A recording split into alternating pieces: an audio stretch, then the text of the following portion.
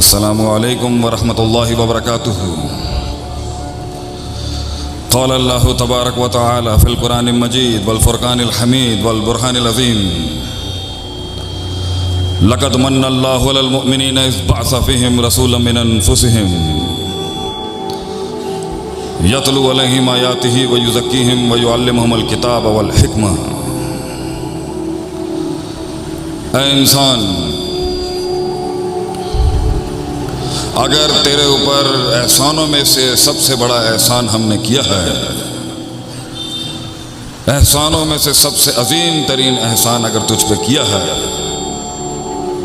مننا لام اور قد قسم کے محل میں ہوتا ہے، ہم قسمن کہتے ہیں اگر تجھ پر کوئی احسان ہم نے کیا ہے، ہم قسمن کہتے ہیں کہ اگر تجھ پر ہم نے کوئی احسان کیا ہے، اگرچہ فبأي آلاء ربكما تكذبان کھڑی ہے اپنے محل میں، لیکن اگر ہم نے تجھ پر کوئی احسان کیا ہے تو وہ یہ ہے کہ ہم نے تجھے تیری عقل کے حوالے نہیں کیا۔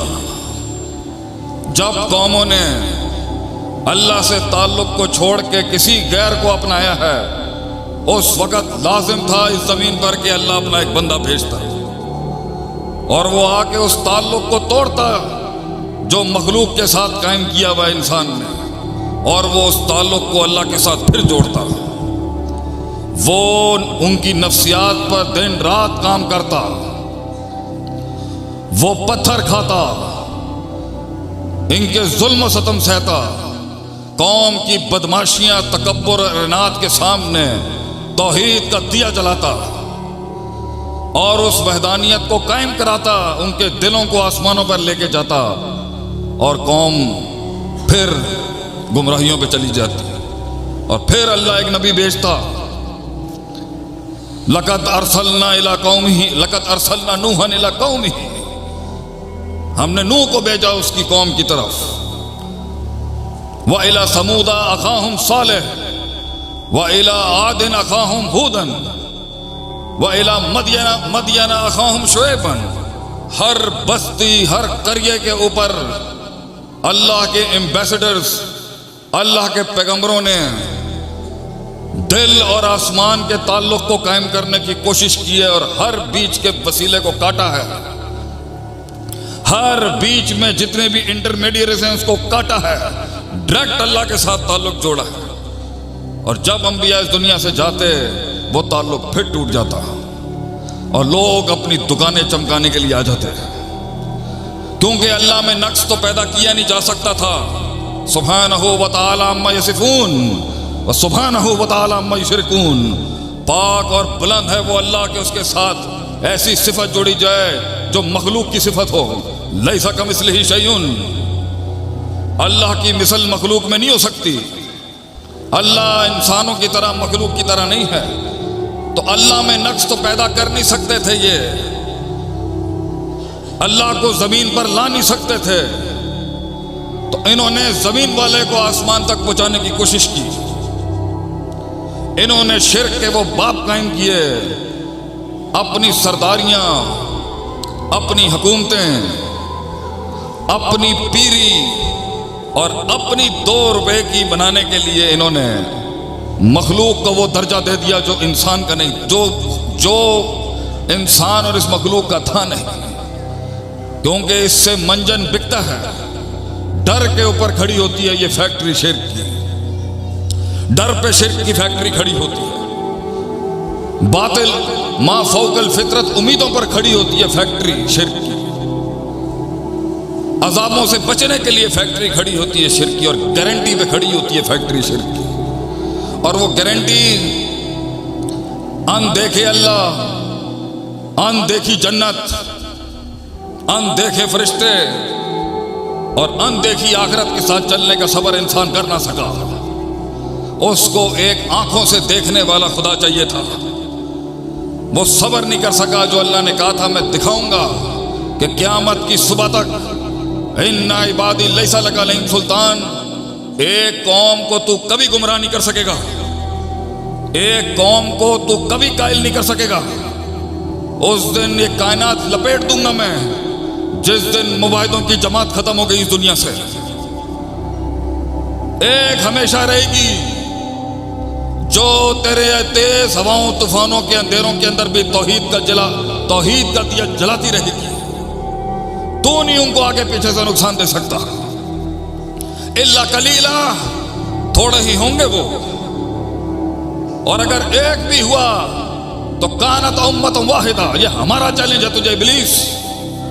وہ اکیلا ایک امت پر بھاری ہوگا پورا. اتنی قیمت ہے ایک توحید والے کی، اتنی قیمت ہے ایک توحید والے کی. تو اللہ کو تو لا نہیں سکتے تھے انسان کے معیار کے اوپر، خود اللہ بن نہیں سکتے تھے، تو انہیں سہارا لینا پڑ گیا اپنے علاقے کے نیک لوگوں کا، صالح لوگوں کا، متقی پرہیزگار خدمت گزار لوگوں کا. ان کی شان میں کچھ قصیدے بڑھائے گئے اور اتنا بڑھایا گیا کہ انسان کا ان سے تعلق قائم کیا گیا، پھر اس سے تعلق قائم کیا گیا. یہ ہے واردات کا انداز اور طریقہ صدیوں سے. ہم نے تجھے تیری سوچ کے حوالے نہیں کیا، ہم نے تجھے تیرے تجربات کے حوالے نہیں کیا، ہم نے تجھے تیرے شعور کے حوالے نہیں کیا، اور ہم نے تجھے تیرے نفس کے حوالے نہیں کیا. ہم نے تجھے تیری زندگی میں حق کے رستے کو ڈھونڈنے کے لیے بعث فیہم رسولا من انفسہم انبیاء بھیجے ہیں. ہم نے نبوت کے سلسلے کو وجود دیا. ہم نے اس ہستی پہ اس سلسلے کو، اس کی ابتدا کی، جس سے ہم نے بتایا کہ یہ زندگی کیا ہے، یہ دنیا کیا ہے، اور تو کیا ہے، اور میں کون ہوں. یہ تجھے تیری عقل کے سپرد نہیں کیا کہ تو خود ڈھونڈ لے. تو اپنی حساب کتاب اور ریاضی استعمال کر لے، اپنی ترکیب اور تدبیریں کر لے جاننے کے لیے کہ کیا ہے یہ زندگی اور کیوں ہے یہ زندگی. ہم نے نبیوں کے سلسلے کو ابتدا کی تیرے لیے، اور وہ نبی علیہ الصلوۃ والسلام علیہم اجمعین کیا کرتے تھے. وہ باتیں ہیں آج، بہت باتیں ہیں آج، بہت فکریں ہیں اس فتنے کے دور میں کہ نبوی منہج یہ ہے، نبوی منہج یہ ہے، نبوی منہج یہ ہے. قرآن دیتا ہے نبیوں کے مشن کی منہج، یہ اصل بنیاد. یتلو علیہم آیاتہ، ان سب نبیوں نے اپنے دور کے اندر اللہ کی کلام کی تلاوت کی ہے. دوسرا وَيُزَكِّهِمْ، نفس کا تزکیہ کرایا ان انبیاء نے. وَيُعَلِّمُهُمُ الْكِتَابَ، علم کی مسندیں قائم کی انہوں نے، تعلیم کے ادوار شروع کیے انہوں نے، علم پڑھایا انہوں نے.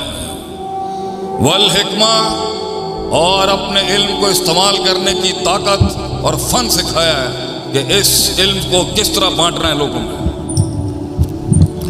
نبوت کا اصل مشن